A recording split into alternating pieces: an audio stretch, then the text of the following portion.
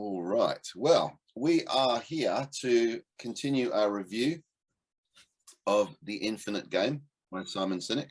Oh, Yanni's joining us as well. So just let her in. So we're on to, Glenn, we're up to chapter 5. We're doing chapters 5 and 6 today. So I'll do a very quick recap.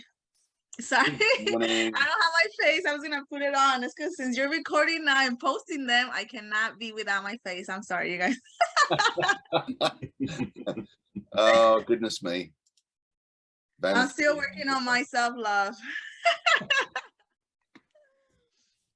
Yeah, well, you know, I had to rush around and get my makeup on first thing this morning as well, just for my audience, you know. You look lovely. A bit of bark in your beard. Bit of bark, yeah. I've been chopping firewood, yeah. Few twigs sticking out behind the ears, yeah. All right, so this book, this interesting book by Simon Sinek, The Infinite Game, the best-selling author of Start With Why and Leaders Eat Last. Well, we reviewed Start With Why not that long ago. So he's talking in this, Glenn, about the fact that, I'm just recapping for Glenn because he wasn't on the previous calls, that there is a difference in approach between looking at things in a finite way and an infinite way. And he starts off the book with reference to the Vietnam War and the Tet Offensive, where the North Vietnamese decided to break with tradition and launch an attack on what had previously been considered a sacred day or a public holiday, much as we might consider Christmas Day, a day in which they, like the First World War, stopped, and they stopped the fighting for a day at least. We've got Sammy coming in as well. Just let him into the meeting. So, and connecting to audio. Good morning, Sammy. Welcome aboard, or whatever time it is where you are. To Mexico at 6 p.m. Oh, wow. Mexico, 6 p.m. Where are you, Yanni? You're in California still? California, it's 4:30 over here. And then we've got Coralie in New Zealand, and Glenn, Stan, and myself all in Perth in Western Australia. So a bit of an international cast this morning. So yeah, just recapping, the North Vietnamese launched this assault on a day, hoping to catch everyone by surprise, which they did, but the American forces still repelled them. Why is that important? Well, he went on to explain, or to ask the question, that if you look at the stats from the war, America lost 58,000 troops, North Vietnam lost over 3 million people. But as a percent of population, that's the equivalent of America losing 27 million people in 1968. So horrific losses on their side. And he says all this begs the question, how do you win almost every battle, decimate your enemy, and still lose the war? And the difference really being the approach to it, that the Americans were playing what they thought was a finite game. In other words, they could go in and win the war. But the North Vietnamese knew that there was no winning of this war, that if they kept fighting, the war was never over. And so eventually the Americans began to lose the will to continue. And as the riots grew back home and the people questioning, what are we doing fighting this war that's meaningless to us on the other side of the world, they didn't really have a solid enough cause to keep the thing going, whereas the North Vietnamese had a very solid cause in their opinion as to why they wanted to keep it going, or why there was no actual end to it. And really the only, I suppose, finite end was that the Americans would eventually leave, which they did. So this is the difference between finite games and infinite games. And he talks about football, where players wear uniforms, are identifiable, got sets of rules. You can sort of count how many goals are scored at the end of the game and somebody is a winner. You cannot win life, though. So no matter how successful we are in life, when we die, none of us will be declared the winner of life. So that was a quick recap of what the essence of what chapter, the beginning chapter was all about, the introduction, the beginning chapter. And in a business sense, he talks about how businesses who have an infinite approach to things, they're not phased so much by technological change or by regulatory change. They pivot and they adapt, and they, as Clint Eastwood said in that famous movie line in Heartbreak Ridge, improvise, adapt, and overcome. So they remember that movie? That was a good one. They basically keep going because they have an infinite mindset. They didn't start the company just to fold at the first sign of a challenge.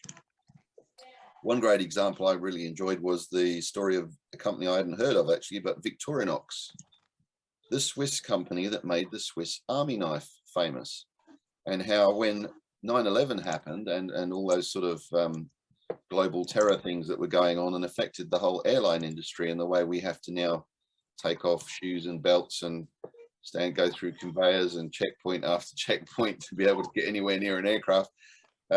Obviously, things like Swiss Army knives are not really the ideal thing to be taking on a plane with you because it will get confiscated. So, whereas they'd previously been given out as gifts and it was a major part of their business was the Swiss Army knife, they had to pivot, and they, instead of laying off staff, which most CEOs would do, they kept all their staff and figured out how we're going to deal with this. And then they adapted, and now today Swiss Army knives account for only 35% of their total revenue, but sales of travel gear, watches and fragrances have helped Victorinox nearly double its revenues compared to the days before September 11. So it's not a stable company, it's a resilient one. Talking about upgrading yourself, huh? Sorry, Yanni? Talking about upgrading yourself. Like it was, yeah. They took it like a nice turn. Yes. So upgrading yourself, upgrading your company, not just simply going, okay, the rules have changed, so the game is not the same game anymore and we're out of it. You know, it was, and we've just had a very interesting example of that too, haven't we? Revlon. There's just been announced that Revlon's filing for bankruptcy. What? Yeah. So there's a thought as to how they've not adapted to changing trends in the marketplace. Wow. Yeah, you'd think there's some companies like that when you hear it, you go, that can't be right, surely. The company as big as that and been around as long as they have. Yeah, so it's something in business that can happen to any company that's not keeping an infinite approach in the way that they do business. So what else that I picked out in those chapters? And this is, just in case Sammy's missed that point, we are reviewing the Infinite Game book by Simon Sinek. So, okay, any leader who wants to adopt an infinite mindset must follow 5 essential practices. 1 is advance, adjust, cause. 2, build trusting teams. 3, study your worthy rivals. 4, prepare for existential flexibility. That's that, ability to reinvent yourself if circumstances warrant it. And demonstrate the courage to lead. So he goes on to talk about just causes, and what does he mean by a just cause? And that was chapter 2, just cause. So he gave the story of Viktor Vavilov, the guy who was in Russia, who was doing research into seeds and crops and how they could turn food into a more sustainable food source, how they could modify or experiment with grains and so on to get the best crops out of them so that they could feed humanity. So the worthy cause, the just cause, was that nobody should go hungry in this world, that everyone should be able to feed their family. And how Hitler knew of this crop's existence, this collection of seeds, and wanted to get his hands on it, but he didn't know where it was. And this Vavilov was arrested and tortured, and he still wouldn't give up the location of where it was, and his followers kept guard over it. And even though they were besieged and starving, they would not eat the food in front of them, because they believed in the cause that they were working towards, which was to maintain this collection for future generations to continue the research. So it's a very powerful story. Would you be able to sit there starving and look at food in front of you and go, no, I'm not going to eat that because the cause is worth more than my hunger pains and my potential death? Amazing, isn't it? That people could buy into that conviction so strongly. Okay, so what is the just cause? Well, it must be for something. It must be affirmative and optimistic. It must be inclusive, which is open to all those who would like to contribute. It must be service oriented for the primary benefit of others. It must be resilient, so able to endure political, technological, and cultural change. And it must be idealistic, so big, bold, and probably ultimately unachievable, in the sense that a cause goes on beyond your lifetime and is infinite, in the sense that there's no goalpost that you have to get the ball between. You know, it's an ongoing approach. So, for instance, something like he went on to talk, refers quite a lot to Martin Luther King and the civil rights movement, and the fact that, you know, it's probably unachievable that everyone in the world would never be racist or would never discriminate against somebody of a different nationality or a different class or a different gender or whatever. You know, that we will completely eliminate all such prejudices from the world. In that sense, it's an infinite game, because we're always a work in progress. There's always someone that is still going to cling to the old way of looking at things. So it's really about having that cause that is something that you believe in, that you're working towards. It's always a work in progress. So what else? Anyone want to add anything that they picked out from those first couple of chapters for the benefit of those who weren't with us? Anything that leapt out at you? I was talking to this friend, Martin. I don't know, remember, I invited him the other time. We're, you know, discussing about this book and stuff, Yep. and talking about the cause, right? But with Mark, and he's like being able to, you know, there's this guy with Mark. His dream is to have world peace, right? And he's like, that's definitely not gonna happen, you know, because of people, the way they think. And I was like, well, if they have your mentality, apparently not, you know. but I think, like, gave him an example, just like Martin Luther King.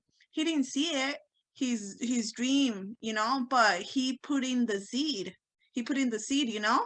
And I was like, as long as you have that conviction to touch people and let them see your picture, I think it's possible. Probably not in your lifetime, but eventually I believe that there will be world peace, you know.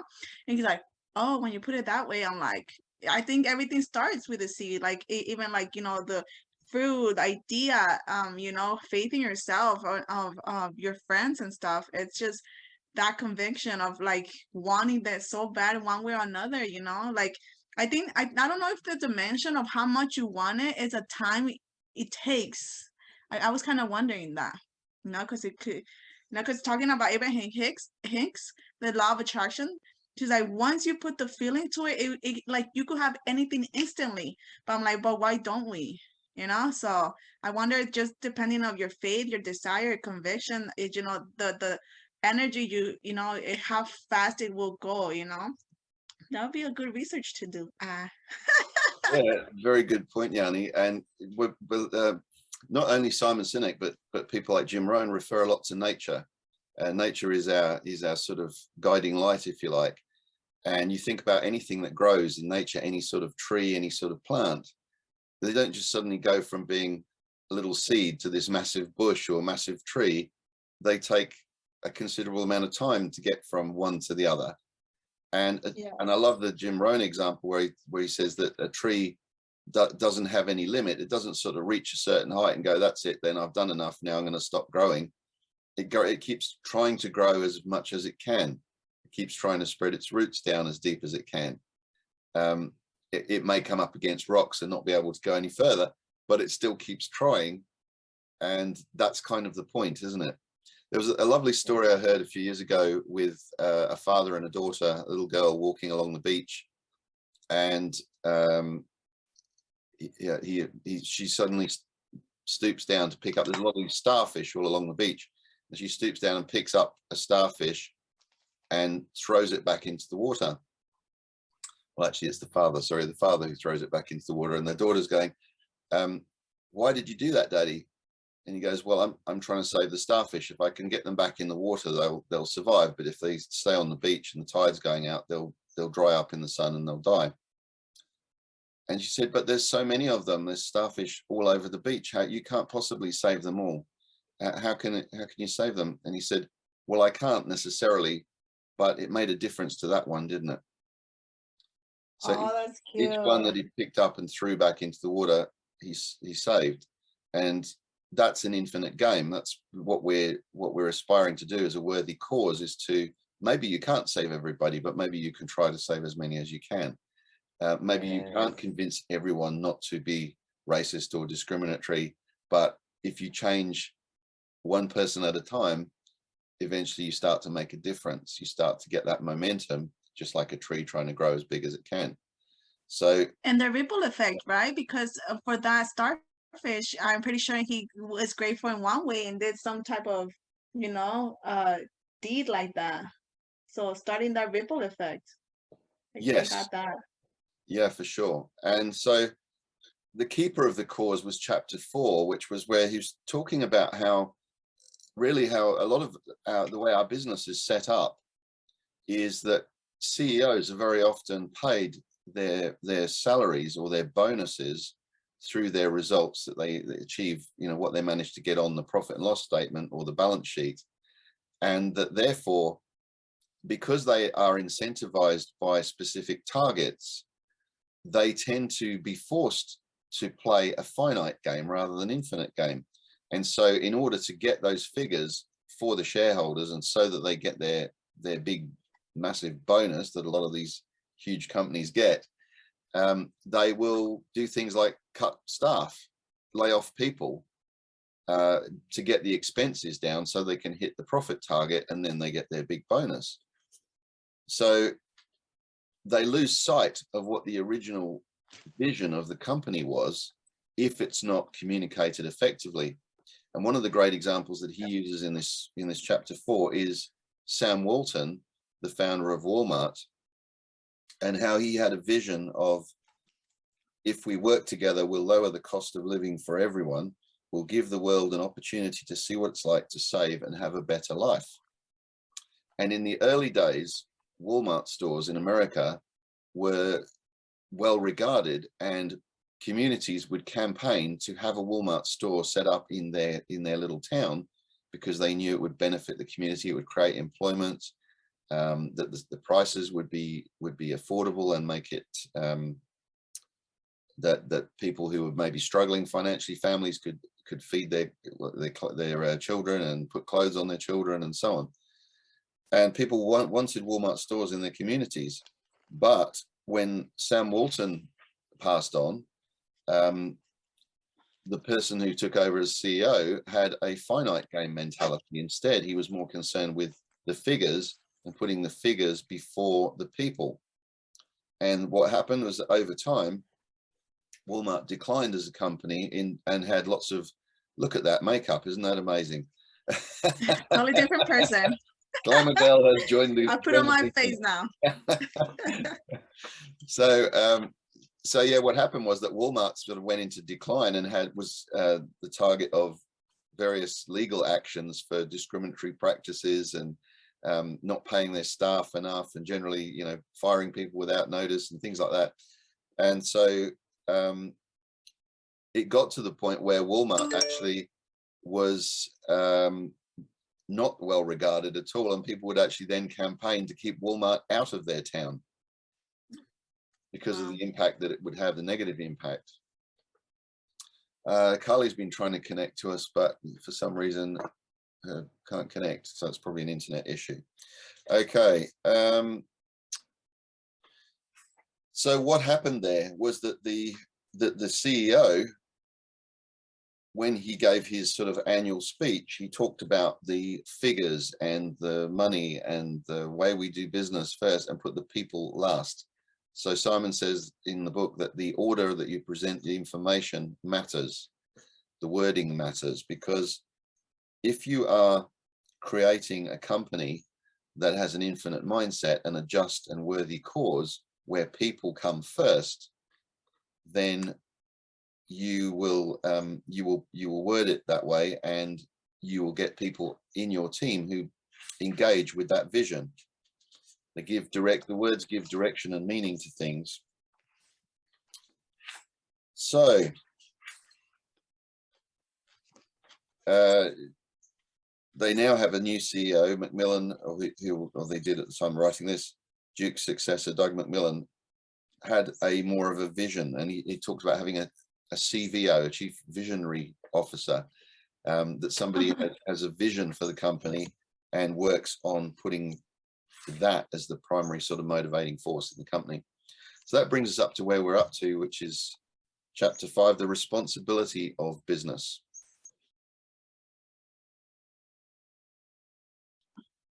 So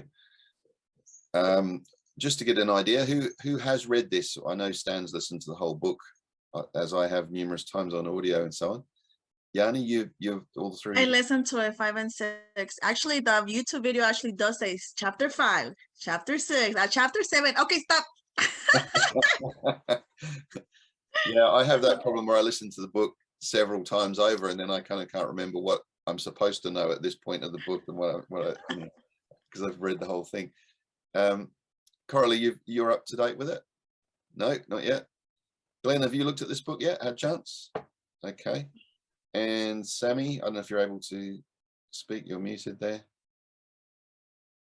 Don't know. Yeah, I have it. No, I haven't read it. Okay, no worries. Stan? Oh, Stan's read the whole thing, or listened to the whole thing on audio. So it doesn't matter, because we'll go through the key points here, and it is a book worth reading. Go back to when you get the chance, or if you're struggling to find the time to read, get hold of the audio book and listen to it in the car while you're driving somewhere or doing something else, cleaning or whatever, because then for me it was perfect. These 2 chapters were nice because I was listening to them at work, and it kind of got me on that vibe, of like doing it why you do things, and with your and my friend, well, he's my boss, he kind of like was kind of listening to it too, because he would go in and out of the office, and I was like taking care of your employees and stuff. I was like, amazing time. you're throwing a starfish back into the water. Well done. Okay, well, this really follows on from the previous chapter about the fact that the average life of a company is a lot less these days because of the speed of change, the speed of impact of technology, disruptive technologies. But there are many things that have survived it. But things like, he gives a few examples: the credit card, the microwave oven, bubble wrap, Velcro, transistor radio, television, computer hard disks, solar cells, optic fiber, plastic, and the microchip were all introduced in the 1950s. Disruptive technologies. So it is what happens is, it's not technology that explains failure. It's less about technology per se and more about the leader's failure to envision the future of their business as the world changes around them. So people who don't adapt, and I think it was later in the book, I was listening to the audio and he talks about Kodak and how they were the leaders. They actually brought in, Eastman, who founded Kodak, Linda McCartney's dad, actually brought in the concept that every person should be able to take their own photos. Prior to that, photography was a specialized talent, with dangerous chemicals and all sorts of equipment that you had to cart around. And isn't it funny, you think now everybody's clicking away with their smartphones And Yes. we've got thousands and thousands of images that we'll probably never look at again or never get a chance to get through. Who's going to wade through all that when we pass on? Or our family's going to look through and go, oh, so that's what Grandpa was up to back in the day. Yeah, it's an interesting. Now there's a lot of record of that. Yeah. Because I remember my grandmas and stuff, they didn't really have pictures of when they were kids, you know, and stuff. And now, like, we have receipts Well, even in of my lifetime, everything. Now, I've got photo albums there where I have to go back and scan the photographs because it's pre-digital. If I want to be able to put that photograph, you know, use it online or pass it on to my kids or something, really to preserve it, I need to go and scan them all. When my parents passed away and we got a household of stuff to sort through, I drew the short straw in getting all the photo albums that I've got now taking up space in my shed that I don't know when I'm ever going to get a chance to scan my parents' photographs. I've scanned a few of the war ones of my dad and things like that, but there's so many of the photographs of their holidays that I don't even know where they were, you know, some of them probably. And those photographs all had meaning to them. Yes. So before they get extra damaged, right? It has to be done. yeah, I know. Thank you. Thanks for, because I could do with a little bit more time pressure. Thanks, Yoni. I'll do But that I think between also 3 and 4 in the morning. it, like the picture frame, right? Like the digital picture frame, that was cool when it came out.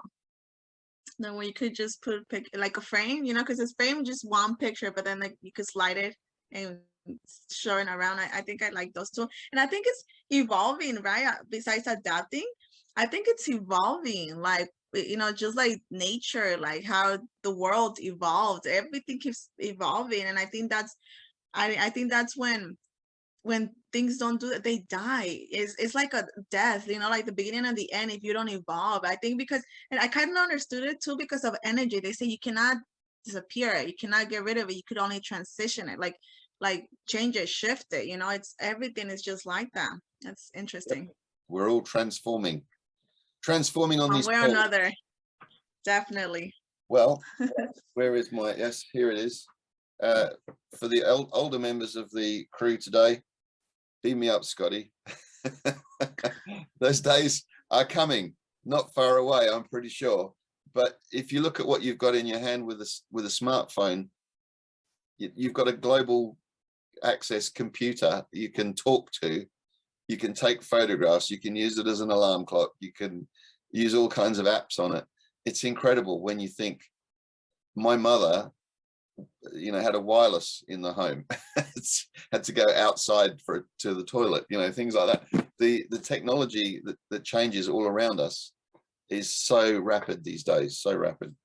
And that's why with this infinite game concept in business, the leaders of the businesses have to be willing to adapt and improvise and overcome quickly, otherwise they'll fall behind. Yes. So he talks in this a lot about the conceptual sort of framework that Milton Friedman was the economist, I suppose, who declared that the sole purpose of business is to make money, and that money belongs to shareholders. And that is the sort of the framework that's been adopted by many companies in the last few decades, really, that it's a very one-dimensional view of business. And anyone, as Simon says, and anyone who's ever led, worked for, or bought from a business knows business is dynamic and complicated, which means that it's possible that for the past 40 plus years, we've been building companies with a definition of business that is actually bad for business and undermines the very system of capitalism that it proclaims to embrace. So it gets a bit deep here, doesn't it? Talking about capitalism and going right back to Adam Smith, the 18th century Scottish philosopher. It's not one of your relatives, is it, Glenn? No. Okay. So he said that, or put simply, the company's interest should always be secondary to the interest of the consumer. So he maybe had a different opinion. He accepted, though, that it was human nature for people to act to advance their own interests. It is not from the benevolence of the butcher, the brewer, or the baker that we can expect our dinner, but from their regard to their own interests, he explained. The butcher has a selfish desire to offer the best cuts of meat without regard for the brewer or the baker, and the brewer wants to make the best beer regardless of what meat or bread is available on the market, and the baker wants to make the tastiest loaves without any consideration for what we may put on our sandwiches. The result, Smith believed, is that we, the consumers, get the best of everything, or at least we do if the system is balanced.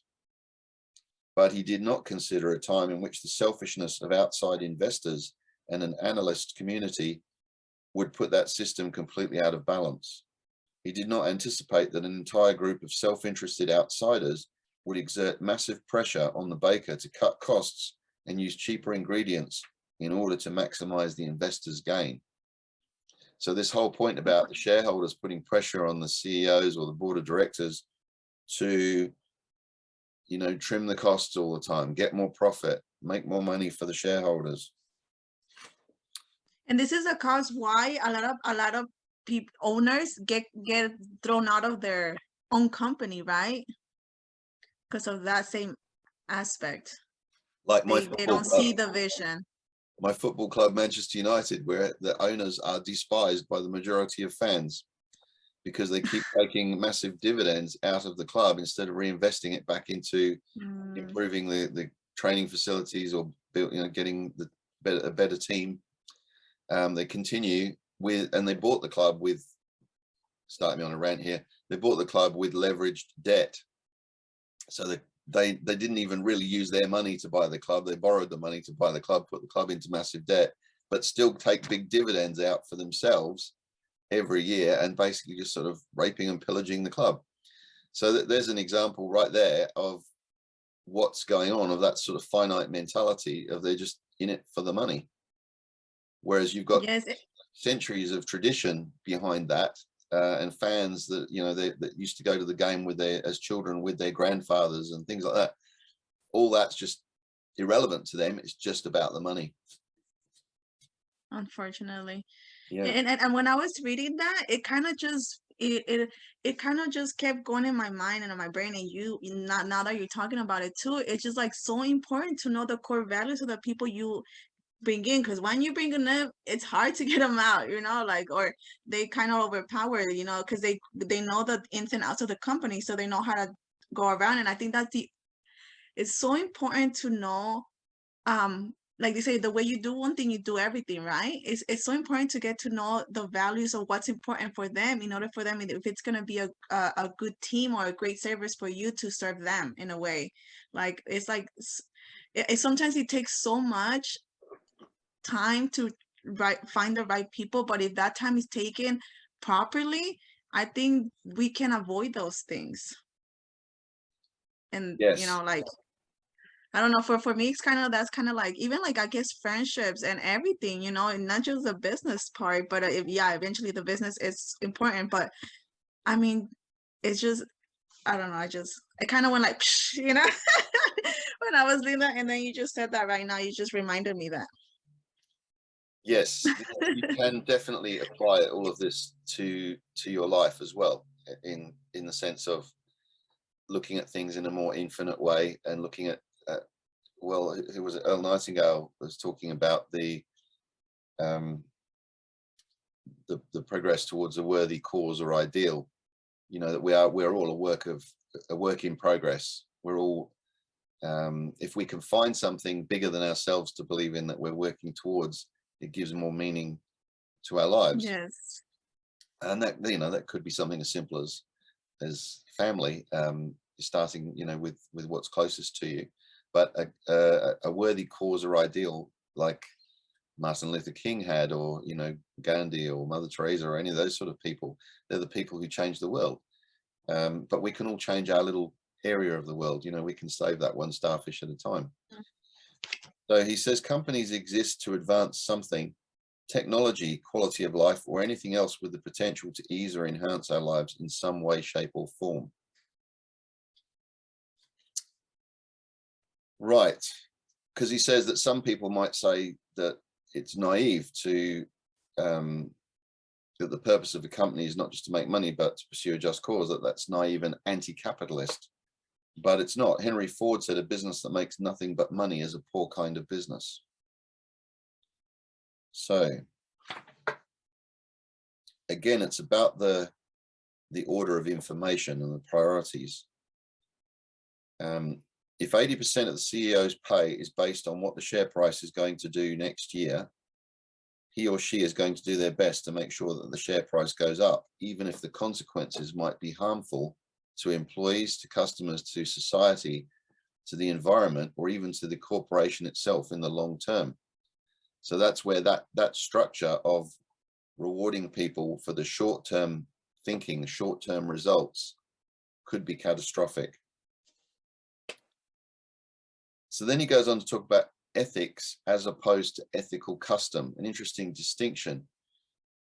Why not just say ethics? Well, does ethical custom mean that if we do something frequently enough, it becomes normalized and is thus no longer unethical? There's an interesting question. If everyone, what was that? Can you repeat that? Yeah. Does ethical custom mean that if we do something frequently enough, it becomes normalized and is thus no longer unethical? If so many companies use regular rounds of mass layoffs, using people's livelihoods to meet arbitrary projections, does that strategy then cease to be unethical?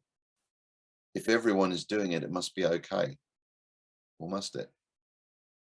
No. Mm-hmm. But if it's normal, if everyone else is doing it, it must be okay.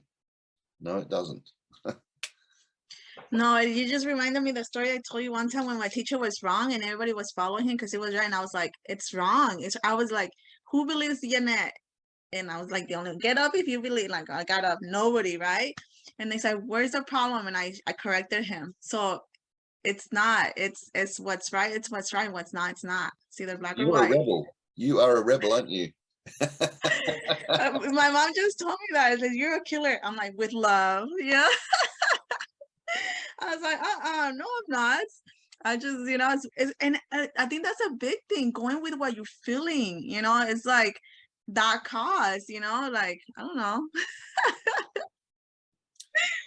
But that was funny. So that pressure is also on small business as well. It's not just these big companies with the CEOs.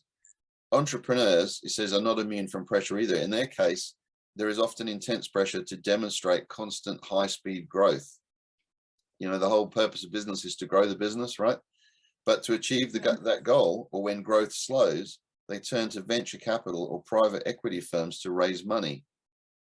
Get caught into this mentality that a good business is one that's growing, so you have to keep it growing. But do you? Because then what's the cost of keeping it growing? Do you have to borrow money to buy new equipment to make the business bigger? Then you suddenly start putting that pressure on yourself, where you're going to have to maybe lay off staff or something to achieve the goals that you're trying to achieve. So opening stores is not what makes a company successful. Having those stores operate well is. Do you need to have multiple branches of your business, or do you need to keep on growing? How big is big enough? I think, well, everything is about perspectives, right? What about instead of growing, which is, I feel it's a little bit weight. So like probably instead of growing, probably improving, and that includes growing, Yep. without having to have that pressure. Yeah, I think that's a key point Yanni is that he's making, is really that it is all about this journey. And he says, I love this little analogy here. Consider how differently we drive a car we own versus one we rent.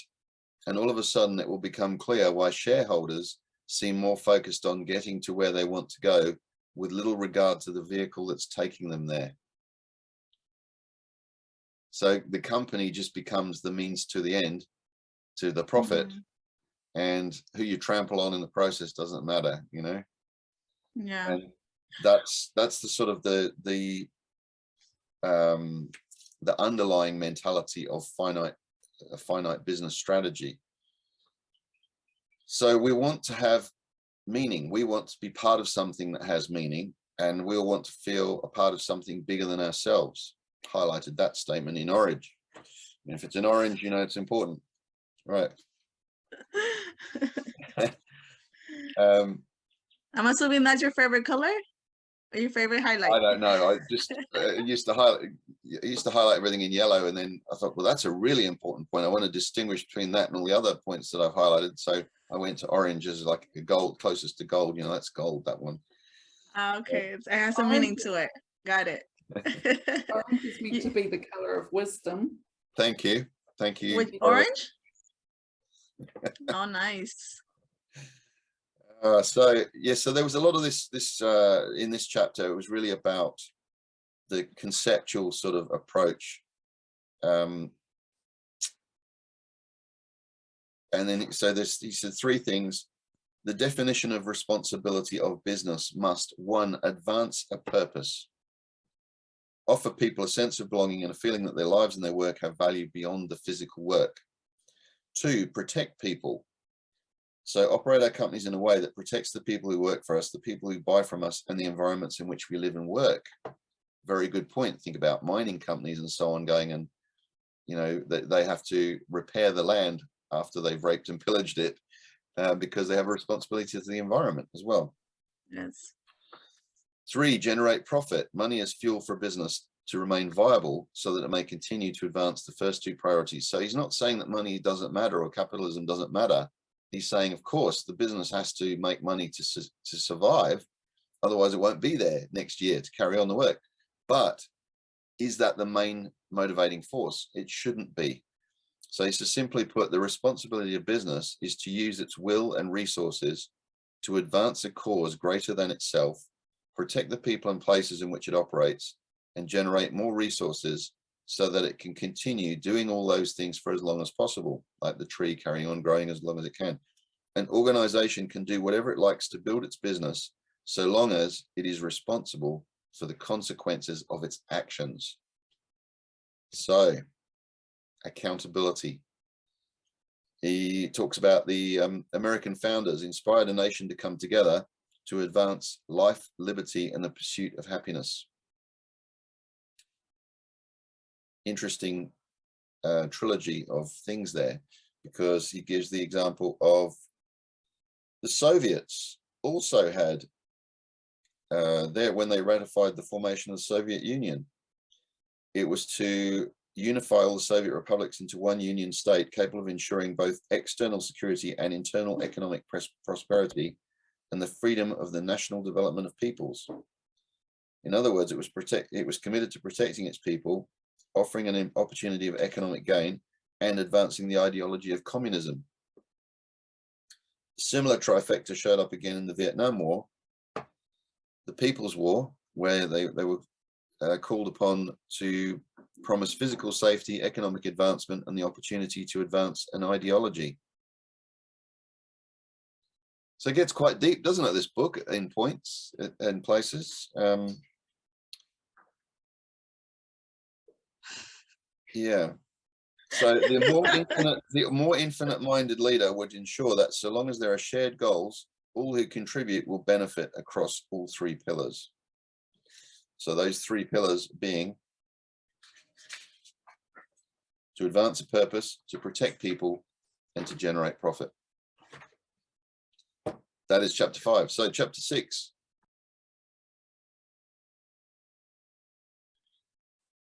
Will and resources. It gives a story of a young waiter called Noah who worked in the Four Seasons, and he gave great customer service and was smiling and very bubbly, and made Simon want to give him a big tip because his service was so good because of the way he made him feel. So when he talks about then managers wanting to try and, because this Noah worked in another hotel as well, but he said that when he worked in the Four Seasons, it was an environment where he was able to be himself, where he could be that person who greeted the customer and made the customer feel good. because the managers in there that were working above him were not constantly looking to find things that he'd done wrong, try and pick him up on little mistakes. So great philosophy in management is to look for how can I create an environment where my people can come forward and be the best versions of themselves, rather than going around trying to find fault with everybody and picking them up on where they didn't quite follow procedure, or, you know, they didn't tick this box. Or anyone experience that in a corporate environment? So my current well, corporate, I don't know. No. well, in any workplace where the bosses are, instead of picking you up on everything that you've done wrong, are actually looking to encourage you to be a better version of yourself and do more of the right things as a concept. That's currently my friend right now when doing real estate. I think this is why even when I wasn't doing nothing, I just kept showing up in her calls. You know, like I was here in 2000, and then I went back to Mexico. I kept showing up every Monday. There's that, and she always did that. And I kept showing up. Then she got me in, and she is like that. And it's funny that a lot of people say that it's so hard to work with Tabitha because she's so demanding. She has a menu. Like, I think that's on her, but she's really, really considerate of your feelings when she's correct, when she's, you know, and she always asking what can I help you, how can I improve, like in order for me to be better. She tells me what can I do to make your work, your environment better. Like, she always asking me, and I think I love that, and I think that's why I've been stuck. Now I know actually why I've been stuck around with her for a while, you know, because she puts that service. Yes, very good point, Yanni, because it's the difference between, you know, we've got this term now, human resources or human capital, where people are just a number on the, you know, they're like an asset of the company, but they're an expendable asset. Whereas if we can put the people first and hire the right people in the first place, obviously, you don't hire a lot of deadwood, but you hire the right people in the first place, and you create an environment where they can be their best versions of themselves, and prioritize people over the results. They'll get the results for you anyway if you look after the people. So it's a subtle shift in the approach. So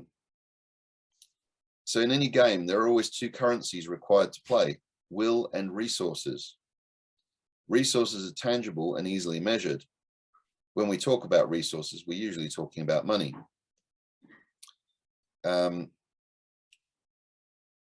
Will, in contrast, is intangible and harder to measure. When we talk about will, we're talking about the feelings people have when they come to work. Will encompasses morale, motivation, inspiration, commitment, desire to engage, desire to offer discretionary effort, and so on. Will generally comes from inside sources like the quality of leadership and the clarity and strength of just cause. So if we create the right environment in the business, and we get our people engaged with it, and we let them be the best versions of themselves, and we encourage them, and that they matter, when they come to work, what's the feeling? The feeling is completely different. People actually look forward to going to work. Have you ever worked in a place where you didn't look forward to going to work? You know that feeling when you're like, oh God, I've got to go there today and do that. I think and it has to do a lot with how you feel, right? Because you're actually manifesting that. Yeah. In a way. But the leaders are the ones who should be creating that environment where you do look forward to going to work, where it, I mean, yeah, probably if we had the choice of not working and we still got the money, we could still have the lifestyle that we want. Probably most of us might not work, but then again, maybe you would. Maybe the cause that you go to work for might be very inspirational, or maybe you go there because you like working with the people that you're working with. So he said, understand that the will of the people is the thing that drives discretionary effort, as well as problem solving, imagination, and teamwork. all things essential for surviving and thriving in the future. So it's not an either or choice, people or profit. You can have both. You can have a team that's working with the same vision that you have, sharing that worthy cause, or just cause, or ideal that you're working towards. And if the team is engaged with that and likes the environment that you've created for them, they're going to come up with ideas. They're going to come up with, well, how can we make more money, or how can we cut costs, or how can we create new products or services? They'll come up with ideas because they want to contribute. But if you've got a team in an environment where people don't really matter, you're not going to get that, are you? You're not going to get that engagement from people. They're not going to want to contribute and help the company improve and save money and grow. They're just turning up to do a job because you pay them. Does that make sense? So he says the cost of will is that too many leaders see people as a cost, because it's a number on the balance sheet, on the profit and loss statement, isn't it? The wage bill. I work for some pretty big retail companies in Australia where every year they were trying to get you as a manager to get more results with less staff. You know, and you'd have an area to look after on the shop floor with several departments in it, and then you get the boss come up and say, well, why isn't that done? Well, my staff are on checkout. How they're supposed to be in two places at once, you know? They can't get that done if they're over there doing that job that they should be somebody else doing, but they'd cut back the staff. So every year it was, can we squeeze more out of you? But he says when companies make their people feel like they matter, the people come together in a way that money simply cannot buy. Priceless. Because money can't buy true will. True will is when people are engaged and want to be there and want to be part of something and want to contribute. So will is generated by the company culture. I highlighted that bit in orange. That's a key point. Company culture is what this is all about, is creating a culture where people feel like they're part of something and feel that they're wanted and feel that their contribution matters and that you care about them. Yes, I love the example he gave where they had to cut off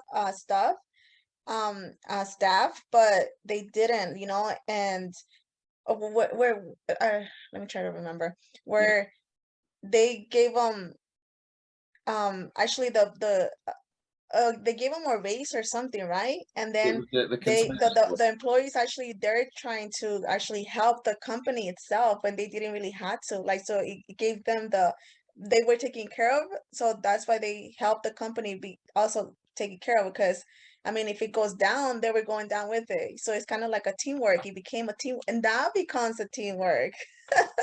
I was like, wow. Yes, the one that Yanni's referring to there is the company called the Container Store, a national retailer solely devoted to storage and organization products for our homes and offices. Sorry, the Container Store, their customers were homes and offices who use their container stores to store things in. And they prided themselves on being an employee first kind of company. So when the recession hit, they refused to take the expedient route and lay off employees, but they had to do something. So instead they come up with things like, could we freeze pay rises? Could we perhaps get some people to take unpaid leave? Or could we, can we explain to all the employees the situation that we're in? And because they were an employee, like they were an employee-centered company, the staff immediately wanted to help. So he says, for instance, though not required to, people who travel for business downgraded their hotels, opting for a Hampton Inn over a Hilton. Some stayed with friends and family, foregoing hotels altogether. Others simply didn't submit expense reports, opting instead to pay for their own meals and taxis while away. Any and every place they could save money, they did.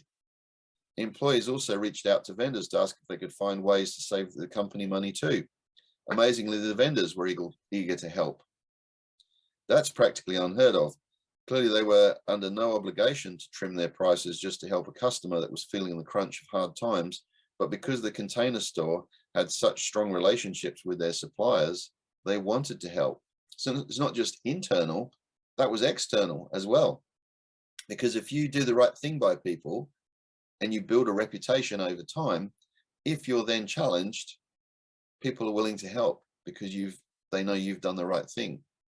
But if you haven't put that goodwill in the bank, if you haven't looked after people in the way that you deal with internally with your staff and externally with your customers, your suppliers, then people don't care that you're going under. But if you do the right thing, people do care and they will try to help. If you know a company's struggling, like it's a local small business, and you know they're struggling, you go and try and spend money on that small business to try and help them, don't you? You want to help them keep afloat because you want them to still be there next week, next year. So that is the infinite game, the infinite mindset of not just focusing on me making money for my business, for my shareholders today. It's about, am I sowing the seeds for future business as well? Am I building up goodwill internally with my staff and externally with everyone I deal with? Because if you are, you become part of the community that's respected and liked and trusted, and people want to do business with you. Love that. Yeah. The infinite mindset game. Like I think if you do think of yourself, you cut your blessings, like that company were able to see the bigger picture. They're automatically reaping what they sowed. Yeah, I think that's also, if you're not trying to, in an extreme example, rip off your customers, but if you're trying to deliver, like Walmart originally was, trying to deliver value for money to people to make your customer experience, it's a win-win mentality. It's we win as a business, our staff win as contributors to that cause, and our customers win because they're getting good value for money, and our suppliers win because we're paying fairly, we're paying on reasonable payment terms. I mean, there's another one. I know Glenn's had experience with some of the big mining companies in Perth, where they put the squeeze on their contractors. Some of these mining companies are notorious for they'll stretch their payment terms out from 30 days to 60 days to 90 days to suddenly 120 days. So the poor contractors doing this job for them and waiting months to get paid for the work that they've already done. Why? So that the company can carry on squeezing extra profit out of all the people that are anything to do with it. So that is a finite mentality. But if you have an infinite mentality, if you look after everyone and you try to be fair with everybody, then you are sowing the seeds of continued growth and continued goodwill. The growth of goodwill is the most significant thing, and that's why they call it that intangible asset on the balance sheet, is the goodwill of a business. The goodwill is something you've created over time by doing the right thing the right way. I love that. I'm also reading the book, The Game of Life and How to Play It. And today, my sentence that spoke to me talking about that is, a new commandment I give you, love one another. And in the game of life, love or goodwill takes every trick. That's amazing. That it's kind of like we're going with the flow. Isn't it interesting that when you're reading one book with one sort of theme, that theme seems to crop up in other areas, other conversations, and I love it. You watch a YouTube video or something and there's that theme again. Maybe it's your reticular activating system. You're attracting those things, or you're just becoming super aware of that in your environment. It was always there, but you just didn't see it. But it does seem that when you're on that growth, that learning journey, that lesson keeps popping up all around you in conversations and videos and audio. Yes. Yeah, very much so. So to conclude that chapter, is when hard times strike, and hard times always strike at some point, right? In companies with a bias for will, the people are much more likely to rally together to protect each other, to protect the company, the resources, and their leaders, not because they're told to, but because they choose to. This is what happens when the will of the people is strong. We built a sense of family, of love and loyalty to each other, our customers, vendors, and communities. Our intention was to build a business where everyone associated with it thrives. That was a quote from Tyndall. And I believe Tyndall was the founder of, yes, the company's co-founder and former CEO of the Container Store. So, yeah, our intention was to build a business where everyone associated with it thrives. That's an infinite mindset. Amazing. I'm Anyone loving this add book. anything to that? Seems like a good point. We're at time anyway, so good thought to ponder, isn't it, for the week going forwards? Are you, if you're building a business yourself, are you building one where everyone associated with it is thriving? Or if you're working for somebody, is that what the employers are doing? Or Me, anyone, yes. any businesses Me, yes. you deal with? You're like, who's doing it? Me? Start noticing that, looking out for who are the businesses. Yeah, Yoni, you're always doing it. The businesses around you that you deal with every day, are they doing it? Start looking. Just notice. Who do you think is adopting a finite mindset versus an infinite mindset?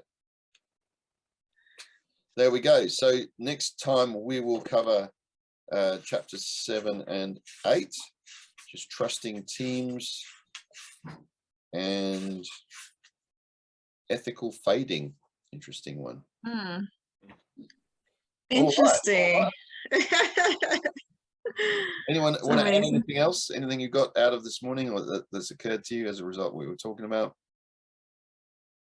Just when you're talking about corporates, I witnessed that, even working for, for the big mining company, it was all about bottom line and shareholders.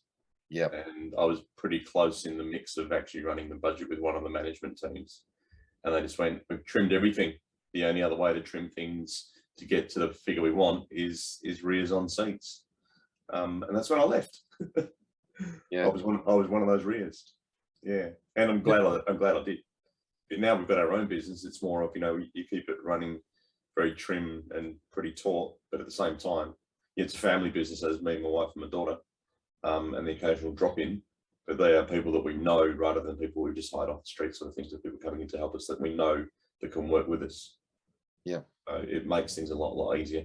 And people that we work with, suppliers, neighbours in the business, we've got a promotional company next door. It's been really great for us and we've been good for them. We're sending people their way, they send people our way. So it works really well. And that we've noticed in the last probably 6 months since they moved in, people are coming to see them and pop in and see us. Well, we thought they were going to be competition, but they've actually worked out very well for us. It's quite funny. You just reminded me, Glenn, I've got to order some shirts off. You're going to see Jeff. Yeah, so that's a great point. And you can, obviously you're comparing like mining companies, huge operations, massive amounts of money, and it's probably very different for somebody sitting in an office looking at figures and going, well, we need to cut that cost, so get rid of some people, because they don't know the people maybe, or they don't. It's just a number to them. It doesn't mean anything to them. Where you're a small business, you've got 4 employees, and one of them has to go. That's a huge thing. And it's a horrible thing having to lay somebody off. I've had to do it in the past, and it's not a good feeling at all. And you try to do it as fairly and the best way that you possibly can, but you never want to be in that position if you can avoid it. But that's the thing. People that make the decisions in those corporate worlds don't know the people that they're losing. Yeah. It does really affect the teams, those that are left behind. And I've seen since I've left, it's just, it's not a very nice place to be, apparently. Wow. Not because I left, but just because of what they did with the decimated the teams.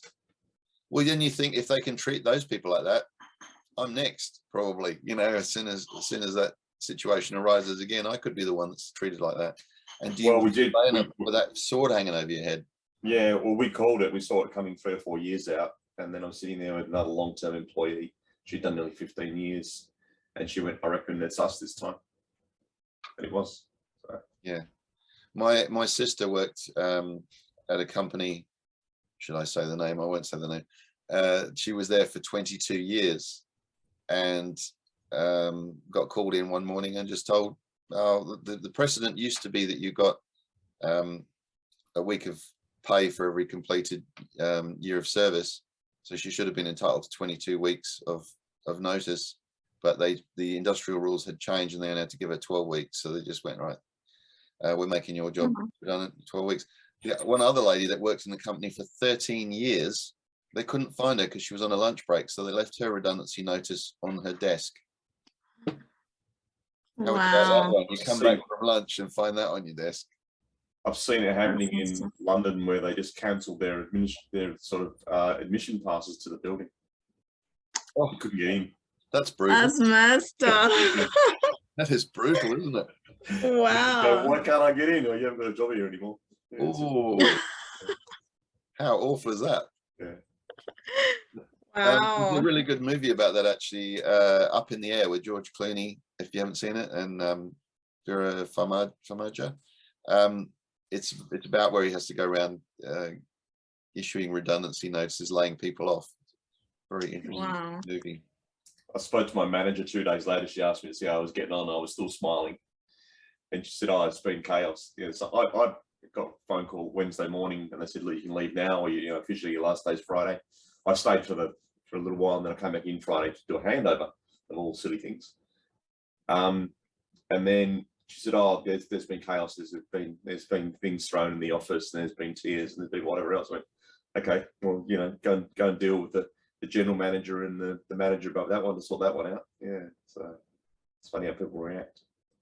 Yeah, it's sometimes I suppose these things maybe the company's at a point where it is unavoidable. They do have to lay people off in order for the company to survive, but there's ways of doing it, isn't there? And just locking someone out of a building or just telling them, "Oh, by the way, you can go home now because we don't need you anymore." One company I work for, they used to escort you out the door. Even if you gave your notice and you said, "I want to give you a month's notice and I'll stay around, do a handover," everything. "No, you won't. You're leaving the store right now," and they would walk you out the door. Yeah. So you can't sabotage anything. Yeah. Yeah, one of the mining company with a specific team, 2 years on the trot. They were all based up in the region where the mines are, and they invited them down on them. They said, like, instead of flying to site on a Monday morning, you need to come into the office. But the first 2 years they did it, they only invited the people that were getting made redundant. So it was pretty obvious that, if you got the phone call on the Sunday night, you were getting made redundant on the Monday. So they learned from that, and then next year they invited the whole team down, and then selected who was going to go and actually ask for sort of voluntary redundancies. They did it slightly better, but 2 years was like, you got a phone call, you're gone tomorrow.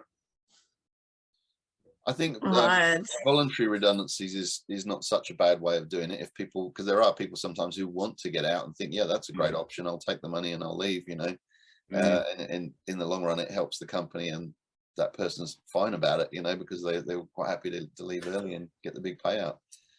We had a guy in the heritage team had been in the business 30 years, and he wanted to go, and they wouldn't make him redundant because it was going to cost them too much money. He ended up retiring. Right. Wow. That's mining. Yeah, there's some ruthless companies around for sure. Okay, well, thank you everyone for all your contributions today. I hope you have a great week ahead, and we'll see you next week for another session, continuing our review of the Infinite Game. Thank you, guys. Lovely to see you guys. See you later. Bye.